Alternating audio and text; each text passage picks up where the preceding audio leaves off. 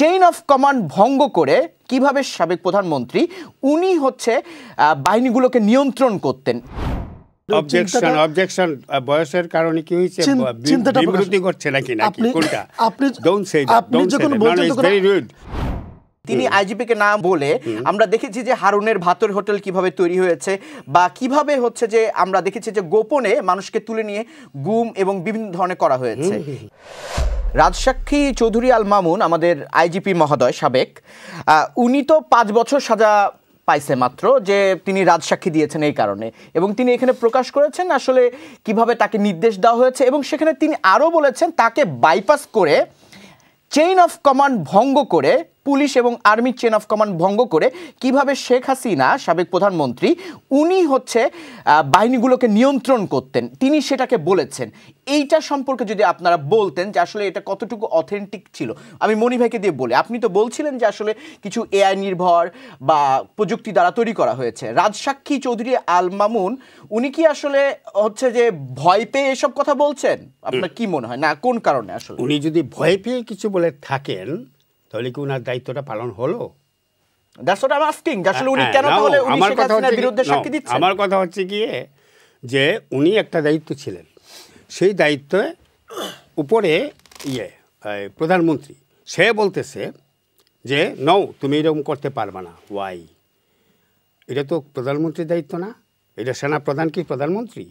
সেনাপ্রধান উনি, ওনার দায়িত্ব পালন করবেন। সবচেয়ে বড় কথা হচ্ছে গিয়া যে আমি ভয় পাইয়া আমি কিছু করি নাই, এই জন্য আমাকে মাফ করেন, অথবা আমি ভয় পেয়ে গেছি, অথবা আমাকে প্রাণদণ্ড যেন না দেওয়া হয়, আমি ওদের বিরুদ্ধে বলে যাব। এই যদি মানুষ কল্পনা করে, কেউ বলে, আমি বলছি না, কেউ যদি বলে এটা কি ফেলে দেওয়ার মতো, যা তার প্রাণের ভয়ে এইসব মিথ্যা কথা বলছে, তাইলে না। কিন্তু সে যেটা বলেছে যে চেইন অফ কমান্ডকে ভঙ্গ করে, চেইন অফ কমান্ডকে ভঙ্গ করবে কে? শেখ হাসিনা করেছেন।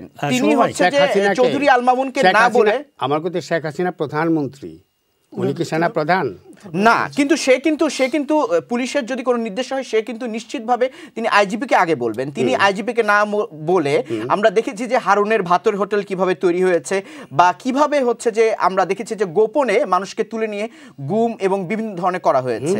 এই ধরনের যে চেইন অফ কমান্ড ভঙ্গ করে বিভিন্ন বাহিনীর মধ্যে বিশৃঙ্খলা তৈরি করা, এছাড়াও এই যে চেন অফ ভঙ্গ করা আরেকটি বিষয় আসছে যখন বিডিআর বিদ্রোহ হয়েছে, তখনও এখানে দেখা যাচ্ছে যে আমাদের যারা জওয়ান ছিলেন বিডিআর তারাও হচ্ছে এই যে চেইন অফ ভঙ্গের বিষয়টা, এটা তো বাংলাদেশের সংস্কৃতি শুধুমাত্র যে আপনার 5ই আগস্টের শুধুমাত্র হয়েছে তা কিন্তু নয়। এটা কি আপনি মনে করেন না যে পিলখানা তখন থেকেই এটা শুরু হয়েছিল? আমি মনে করি না।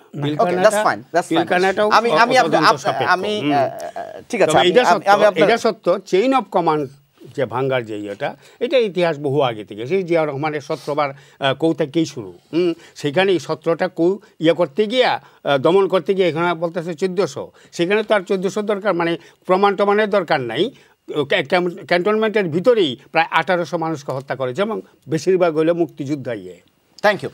সুমন ভাই, হ্যাঁ বলছেন। প্রথমত হচ্ছে মনি ভাই যেভাবে বলছেন কথাগুলা, উনি কোথা থেকে ইনফরমেশনগুলো নিয়ে আসছেন মানে উনিই জানেন, অথবা হতে পারে বয়সের কারণে একটা কাল্পনিক একটা, উনি যেভাবে চিন্তা করতেছেন কয়েকদিন ধরে। অবজেকশন বয়সের কারণে কি হয়েছে, বিবৃতি করছে নাকি কোনটা? Don't say that, don't say that, it's very rude, it's very rude. আমি কই থেকে কি আনছি সেটা আমি জানি। আমি আমার বক্তব্য দিই, আপনার সময় বলবেন, আমি প্রুফ দেখাবো, এটা বলতে পারি। আপনার সময় আপনি বলবেন, সমস্যা আমার যদি ভুল হয় আপনি আমার এইভাবে বলা যায় না যে আমার বয়স হয়ে গেছে, আমি আর জোয়ান হয়েছে এই জন্য আমার বহুত মিথ্যা কথা আমরা শুনতে পারি। এই টক শোতে বসে অনেকে মিথ্যা কথা বলে। আচ্ছা, আপনি সততাই পরে বলবেন, সমস্যা না। আমার এখনো বলা হয়েছে বহু কিছু, আমি বলবো না। ঘটনা হচ্ছে উনি বলছেন যে উনি আবার এই যে ট্রাইব্যুনাল বয়সের কারণে আমরা এই ব্যাপারটা হচ্ছে রুট হিসাবে আমরা এগুলা কাউকে না, আমাকে না, শুধু কাউকে বলা যাবে না। হ্যাঁ, পরবর্তী কথা এখন ঘটনা হচ্ছে এই যে কথাগুলো উনি বলছেন যে ট্রাইব্যুনাল নিয়ে কথা বলছেন, উনি আবার নিজেই বলছেন যে যদি গণহত্যা হয় বা কোনো ধরনের রেপ হয় বা এরকম, এই 1400 মানুষ মৃত্যুবরণ করেছে যার শাসন আমলে। ধরে নিলাম শেখ হাসিনা কোনো কিছু করেন না, মানে মনে করে নিচ্ছি যে কিছু করেননি, কিন্তু উনার শাসন আমলে 1400 মানুষ পুলিশ আর্মি মিলে বা বিডিআর মিলে গুলি করেছে, মারা হয়েছে। এখন উনি কোন মিডিয়াকে বিশ্বাস করেন, আল জাজিরা নাকি এই হিউম্যান রাইটস অর্গানাইজেশনগুলো নাকি বিবিসি, কোনো কিছুকে উনি বিশ্বাস করেন? বাংলাদেশের সমস্ত গণমাধ্যম যদি মিথ্যা হয়, ফেসবুক মিডিয়া শো বা সোশ্যাল মিডিয়া শো সবগুলো যদি মিথ্যা হয়, আন্তর্জাতিক যে মিডিয়াগুলো বাংলাদেশে ওয়ার্ক করেছে তারা যে ফরেন্সিক রিপোর্ট তাদের তদন্ত অনুযায়ী যে রিপোর্টগুলো দিয়েছে সেগুলোও যদি মিথ্যা হয় তাহলে পৃথিবীটাই মিথ্যা। সেটাও তারা অস্বীকার করছে যে এটা আমাদের না, আপনি মনে করেন পৃথিবীটাই মিথ্যা। এত বেশি প্রুফ ছিল যে শেখ হাসিনাকে মানে আনুষ্ঠানিকভাবে না এই সমস্ত প্রুফের সাথে সাথে ফাঁসির রায় দেওয়াটা হচ্ছে মানে এটা গ্রহণযোগ্য ছিল, এবং যদি শেখ হাসিনা থাকতো তার অঙ্গভঙ্গিটা যদি আমরা দেখতে পারতাম সেটাও ভালো হতো। ঘটনা হচ্ছে রাষ্ট্র তো শেখ হাসিনাকে সুযোগ দিয়েছে। শেখ হাসিনার যদি এত হেডাম থাকে বা যারা আওয়ামী লীগের লোক হিসেবে আওয়ামী লীগের এজেন্ডা বাস্তবায়নের জন্য আজকে বিভিন্নভাবে এই রিয়ামণির হত্যাকেও চুকে লাগে না, তারা প্রমাণ করুক শেখ হাসিনাকে নিয়ে 30 দিনের ভিতরে আদালতে আসুক, প্রমাণ করুক। বারবার ঘুরে ফিরে আমাদের কিছু আলোচক আছে মুক্তিযুদ্ধে 71-এ রাজাকারে চলে যায়। শুনেন, এখানে মুক্তিযুদ্ধে 71-এ এনাফ বিচার করেছে শেখ হাসিনা। শেখ হাসিনার বিগত 16 বছরের এজেন্ডাই ছিল মুক্তিযুদ্ধ আর যুদ্ধাপরাধী, ইভেন লাস্ট মিনিট পর্যন্ত। তাহলে আর যুদ্ধাপরাধী বাংলাদেশে আছে বলে আমি মনে করি না, কারণ এত বেশি বিচার হয়েছে। সুতরাং এই চ্যাপ্টার ক্লোজ করে আপনি দেখতে হবে এই যে আপনি যেটা বললেন যে এই পিলখানা হত্যা থেকে চেইন অফ কমান্ড হিসেবে যে আব্দুল্লাহ আল মামুন যেটা বলছেন, উনি বিগত 16 বছরের সমস্ত কথাগুলো বলে শেষের দিকে এসে ওনার জুলাই বিপ্লবের কথাগুলো বলছেন।